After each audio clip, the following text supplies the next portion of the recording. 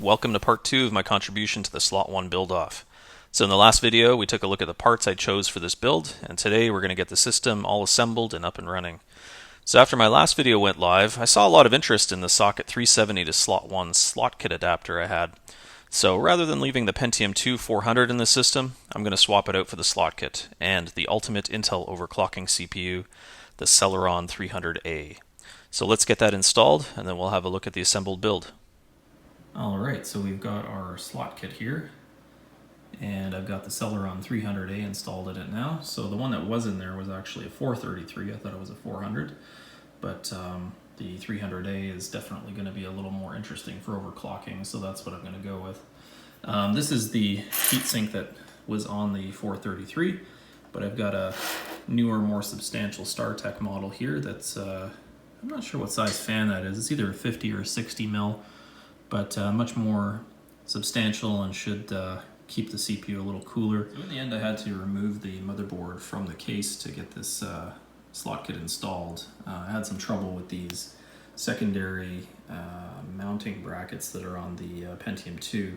They just, the little clips look like they were just completely stuck, and I didn't want to break them off, so I wound up taking the board out to get it installed. The retention mechanism that's here is not the correct one for this type of Celeron CPU. A lot of times these boards would ship with more than one. I do have another retention mechanism in my parts bin, so I'm going to take a look and see if it'll fit. So I did find the retention clips that I bought ages ago, and it looks like these are the correct ones because there's a little clip at the bottom of the actual mechanism that the Celeron will clip into. You can see here the one for the Pentium II does not have an opening at the bottom, so that's why it doesn't securely fit in there. I mean, it is sort of pressure fitted right now, but I'm going to swap this out and just see if it fits better. And they fit perfectly on the board. So you can see they have that brass type of Phillips screwdriver type mount, so that there's actually some threaded bolts that come through the board and it just screws on like that. This is what the old one looked like, so you can see that it actually has a plastic piece that goes around the slot itself. But yeah, so now there's these clips at the bottom, and let's try and get the Celeron in and see how it fits.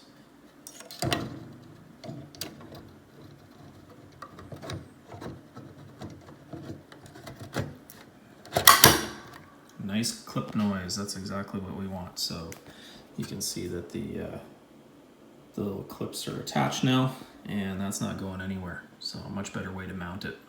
Alright, so next up it's the jumper settings that we're going to have to get configured for this CPU. With 300 megahertz and a 66 megahertz front side bus, it's going to be a little bit different than what we had set up for the Pentium II 400. So the Pentium II had a 100 megahertz front side bus, so we're going to have to adjust that. And there's also multiplier settings here. The Pentium II was a X4, and this is going to be an X4.5. So I think the Celerons have like a locked multiplier. I don't even know if this is 100% necessary, but we're going to set it to the correct multiplier setting as well anyway. So the first thing we'll have to check though is the voltage on the actual Slotket here. And you can see that right now the only jumper that's in the 2-3 position is jumper number 5. And if I look at the little legend here, you can see that that is listed as CPU default at the very bottom. So I'm assuming that's a safe position for it to be in. That's what the old Celeron that was in this was using, so we'll just go with that for now. But the one setting we'll have to change here for sure is the front side bus. I mean, we could run it overclocked right off the bat, but I'm not going to try that. I want to make sure that it's in a stable configuration before I start installing Windows and that sort of thing. Alright, so I got the system all assembled here, and let's just take a quick look at the insides here. So you can see the Celeron 300A and the Slotket is sitting in there nicely. Just enough clearance of the RAM with the big heatsink, so that's good. You can see the 3DFX Voodoo Banshee right here. The fan does make it into a 2-slot card. You can see it's blocking that PCI slot, but that's alright. The Intel network card is just below that. And the AWE64 is sitting in the second last ISA slot. So the Fujitsu hard drive is sitting here. Floppy, and the CD-ROM drive I had to swap out for a DVD-ROM. It's an older one from 2002, but still, at least it works and it's beige, so it does match. The power supply I thought was a 300 watt, but it's actually a 235 watt that matches the case. It does have noise killer, which is supposed to change the RPM based on temperature, but it's loud all the time, so I think at some point I'm going to have to change out the fan in that. It's an 80 millimeter standard case fan, so probably just have to solder on some leads and change that out. The Asus P2B fits in here beautifully. There's a little bit of a mess of ribbon cables since I wanted the CD-ROM and the hard drive on separate IDE channels there. But overall, I'm pretty happy with how that turned out there. There is an 80 mil fan in the front. I don't have it hooked up because it really doesn't need it, and that one's also quite loud. So let's take a look at the rear I/O here. So you can see the I/O shield is actually the one that came with the case, and it's just sort of for the generic ATX layout, so it works great. And you can see the cards there. But yeah, let's just flip it around, take a look at the DVD drive. I believe it's a Toshiba model, but blends in pretty good. I mean, I don't really like to use newer optical drives, but in this case it's still 2002, and it sort of blends in pretty well, I think. But yeah, so let's, now that this is ready to go, let's boot it up and install Windows 98.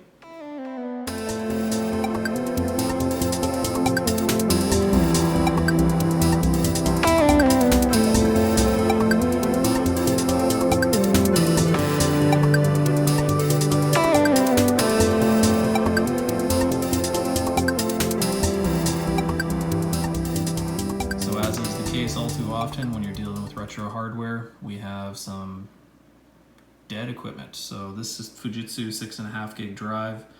I only got about 42% through the format process before the system would just hang. Looks like it does have some kind of an issue. I don't know exactly what.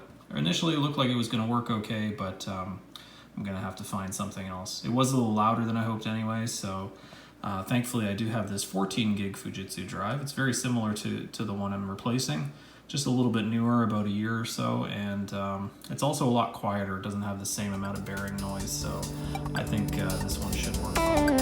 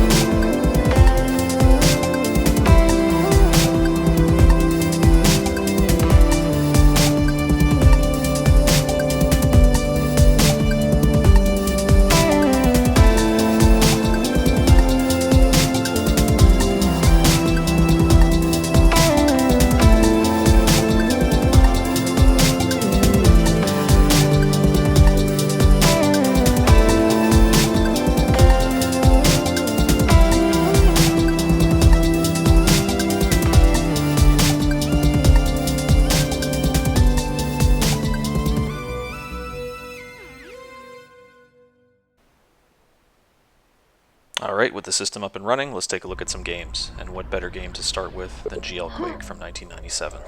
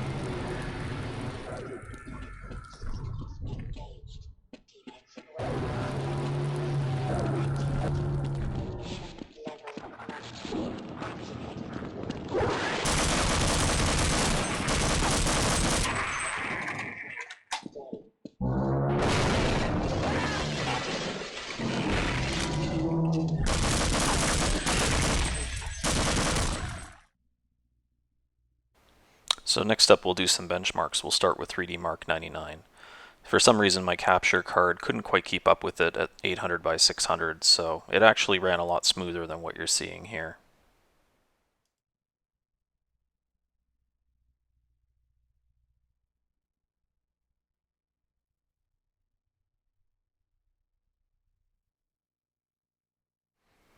And of course we'll have to do a Quake Timedemo as well.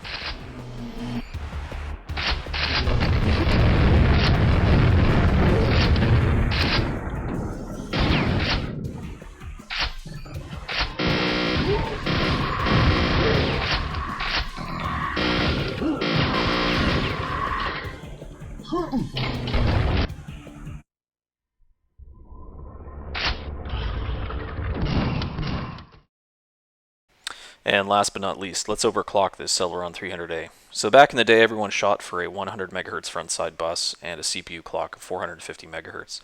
That's a massive 50% overclock, and it's pretty unheard of these days. So not only was this achievable for most 300As, it didn't usually require any extra voltage or special cooling, which is great.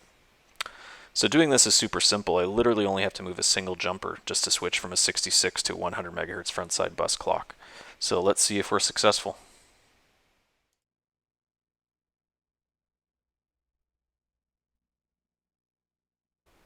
Success. So being able to boot at 450 megahertz is great, but is it stable? So I've been using Prime 95 for years for stability testing, and if there is instability to be found, Prime 95 will bring it to the surface. So at 450 megahertz, Prime 95 runs all day long without breaking a sweat. Let's see if this 50% overclock improves our 3D Mark score. And it does indeed. That's an 1100 point improvement on the total score and 1500 points on the CPU. That's a very significant boost. So that's it. Thanks for watching. I hope you enjoyed this video as much as I enjoyed putting the system together. So don't forget to check out all the other great Slot 1 builds submitted for the Slot 1 build-off. Take care.